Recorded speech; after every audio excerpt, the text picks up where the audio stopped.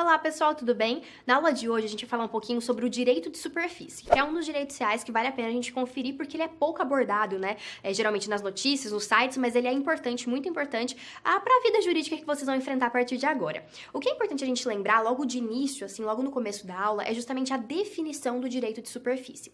O direito de superfície ele é uma concessão que um proprietário de um determinado terreno faz a um terceiro. Esse terceiro ele é chamado de superficiário. Então a gente tem a pessoa que é a proprietária, né, tem o direito de propriedade sobre o terreno, é justamente aquela pessoa que vai conceder, que vai fazer a concessão do direito de superfície. E por outro lado, a gente tem esse superficiário, que vai construir neste terreno.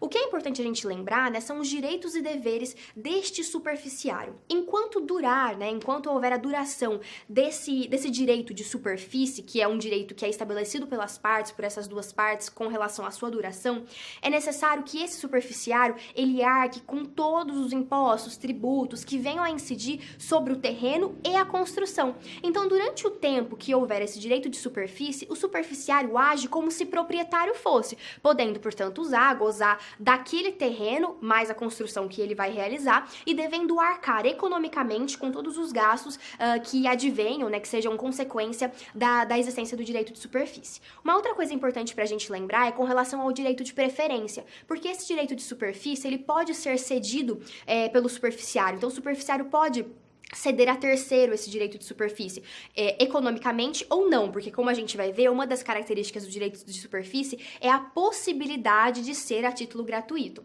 O que acontece é que, não necessariamente, o proprietário, ele precisa concordar, ele precisa anuir com essa cessão, mas a necessidade ou a importância, né, que deve existir no direito de superfície é que, sendo essa concessão cedida a terceiro pelo superficiário, o superficiário deve avisar primeiramente o proprietário que tem o direito de preferência. Então, o proprietário ele pode sim ter esse direito de superfície e ele deve ser avisado primeiramente pelo próprio superficiário. Isso existe porque o interesse, né, a finalidade do direito é que justamente se aperfeiçoe, né, que seja perfeito o direito de propriedade, unindo em uma única pessoa a propriedade e o próprio direito de superfície. Por isso que existe, né, essa justificativa para que exista o direito de preferência por parte do proprietário. Só que o proprietário não tendo interesse em adquirir essa concessão, né, que é o direito de superfície, ele não precisa anuir ou concordar, ser informado de qual é este terceiro que exercerá o direito de superfície. Eu explicando, assim, falando um pouco do conceito e dessas características, algumas pessoas acabam, né, erroneamente confundindo o direito de superfície com o direito de locação, que é uma forma contratual lá no direito obrigacional, que inclusive a gente já tem cursos aqui no Trilhante sobre ele. Então eu não vou me alongar um pouco, né, fazendo as definições do direito de locação, porque é algo que a gente já viu aqui no Trilhante, mas o que eu vou fazer é um panorama comparativo entre o direito de superfície e o direito de locação, com algumas das principais características e diferenças para que vocês não incorram em erro. Então, a diferença primordial, né, tá na própria natureza, no próprio conceito.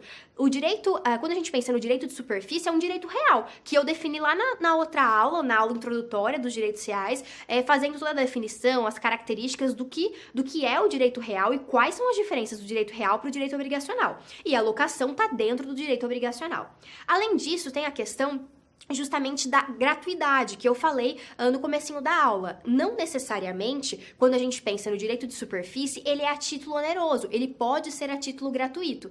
Todavia, quando a gente fala de locação, há necessidade, né, há obrigatoriedade de que seja a título oneroso, justamente porque o sinalagma, né, essa contraprestação é um dos princípios da relação contratual, que é a locação, o contrato de locação.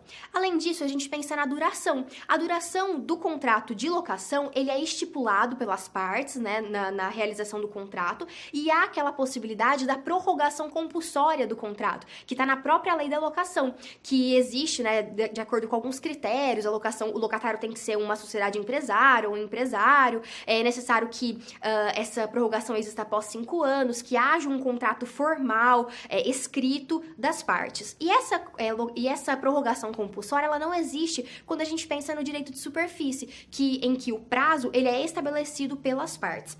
Então, a gente fez aqui um panorama, né, geral das diferenças, as principais diferenças entre a locação e o direito de superfície. E por fim, vale a gente falar com relação às benfeitorias. Quando a gente pensa na locação, as benfeitorias é sempre um assunto importante, né? A classificação das benfeitorias em úteis, necessárias, voluptuárias, e a gente sempre fala um pouco da indenização e do direito de retenção.